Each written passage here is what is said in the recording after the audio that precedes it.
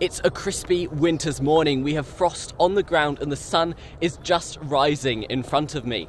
Today I've come out with a beginner's setup. This is the Canon 250D and Canon 75-300mm lens. It's not the professional setup I would normally use, and today we're going to be seeing if I can still capture cool wildlife photos with this setup. But first, here's a little recap of who I am and what I do. My name's Toby. I'm a young, passionate wildlife photographer who goes out in his local area to capture the spectacles of the natural world. I take out different bits of camera equipment to challenge myself into new scenarios, and I share it all with you guys in these videos.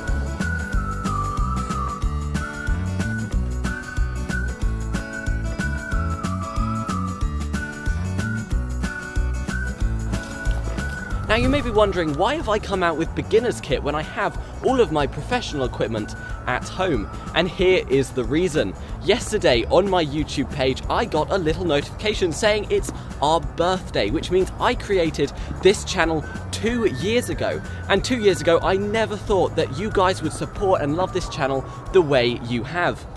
Now today I've come out with a beginner's kit because when I started this channel, this is the kit I was using. I was using my Canon 250D and 75-300mm for all of my photos. Since I have upgraded, but today I thought we'd reminisce and go back to the days of beginning the channel.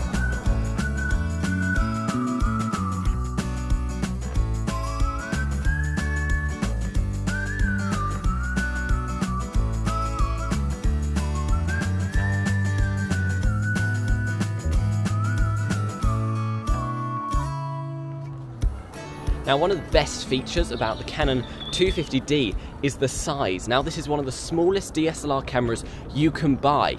And that was great. That was one of the reasons I bought it, because I didn't want to have to lug around a heavy camera. The only issue is that when you're wearing gloves this thick, which you have to in this weather because it's absolutely freezing, the tiny buttons on the back of this camera are impossible to use. So I have had to take the glove off, but I can already feel my finger is like they're tingling and it's so cold. So I'll be putting my gloves back on and then have to take it off every time I see wildlife. Having said that, this camera can be easy to use because it has a rotatable LCD screen. Now this touchscreen on the back is very handy because you can just tap away at the buttons, and if you're wearing thick gloves with touchscreen tips, then you don't have to take them off.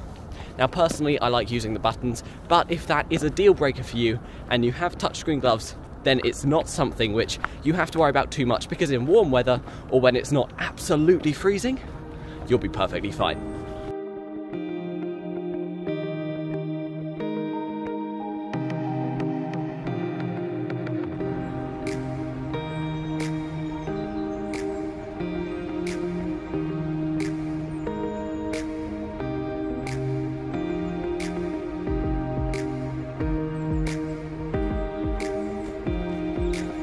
Now thus far we haven't found any wildlife.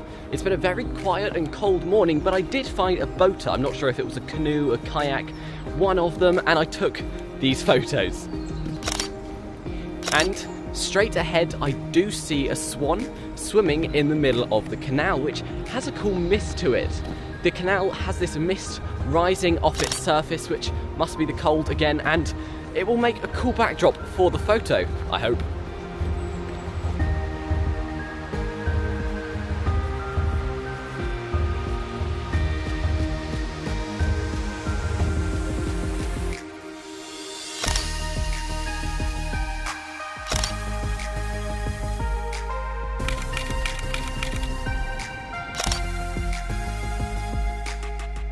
And from what I can see on the back of the camera, those photos were awesome.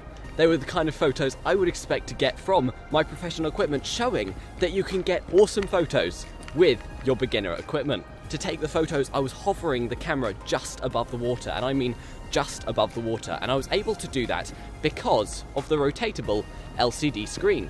You see, I could just flip this out and up, and then I could see what I was doing while the camera was just above the water. With my professional camera, I can't flip the screen, meaning I wouldn't have been able to get that low to the water in the first place. It's just one of those little elements of this camera which make it an amazing piece of kit.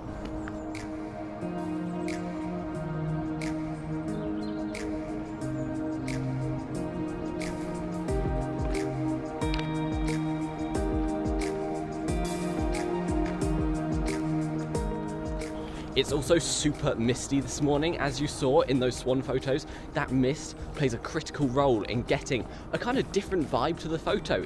It's a kind of more mysterious, cold, wintry vibe, which you just don't get if there isn't the mist. I love the mist, I love the mystery it creates. I love the fact that you can't see as far. It means wildlife isn't as scared of you because with their slightly poorer eyesight, many animals won't see you through the mist.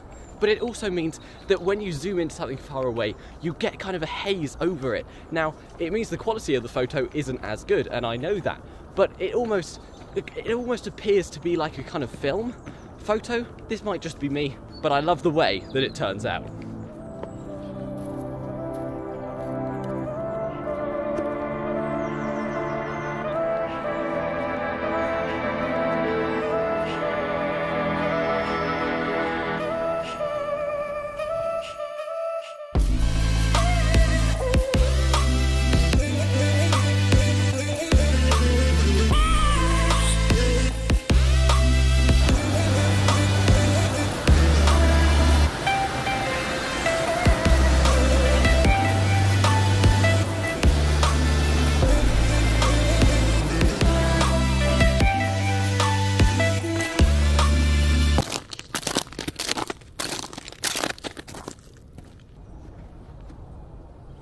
It is so quiet out here.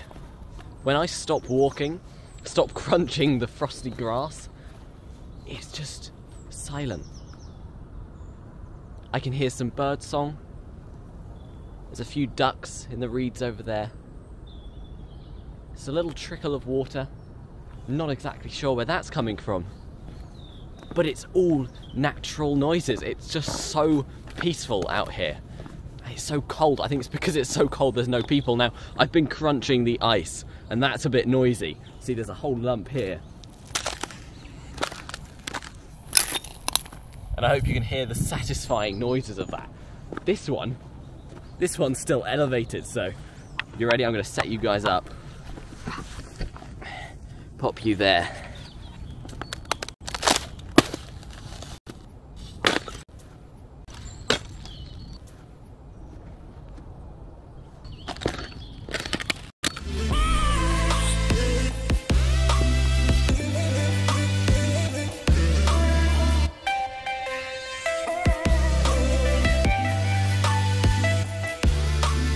And we just got some photos of some Egyptian geese. They were flying across these reeds behind me, and it was pretty cool. Now, for that I used burst mode, and on this camera there is a burst mode of 5 frames per second, which is pretty impressive. And from these photos you can see we got a good range of photos with the birds with their wings up, down and out, and we got some cool photos. For me, however, I now use one with 10 frames per second, meaning that I do notice we get much less of a variety of photos than I would with my professional camera. However, this is not something which compromises you buying the camera, especially if you are at beginner's level. Now, one thing I've noticed throughout today's walk is the slowness of this setup, and that's predominantly based on the lens. This lens, the Canon 75-300mm, is a very slow lens, meaning that I'll stand there and I'll try and get a focus and it'll take a long time. And not only the slowness of the lens, the camera only has 9 AF points, meaning you can put it in the center or move it around, but it's not very easy to customize where you want the camera to focus, and even then, it's not that good at pinpointing, say, a bird in amongst some trees. This has made today's photos much more difficult to get because I've had to do a lot more fine-tuning as the photographer. However, we have still got some awesome photos.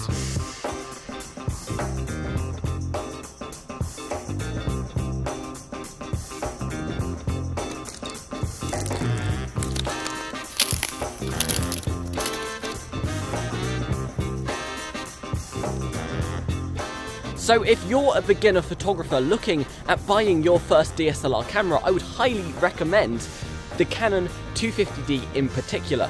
This camera is what I learned to do photography on, and I'm so glad I did. I wouldn't have chosen another camera over it. The lens is probably all you can afford if you're planning on going telephoto, and when it comes to learning how to do photography, you'll definitely get used to the zoom, you'll get used to having steady hands, and it's a good first lens to keep you doing wildlife photography and learn more. And that is what happens when a professional photographer goes out with beginner equipment. I hope you've enjoyed today's video. Hit that like and subscribe and spam happy birthday in the comments for the channel. Me and my newly found cow friends say goodbye.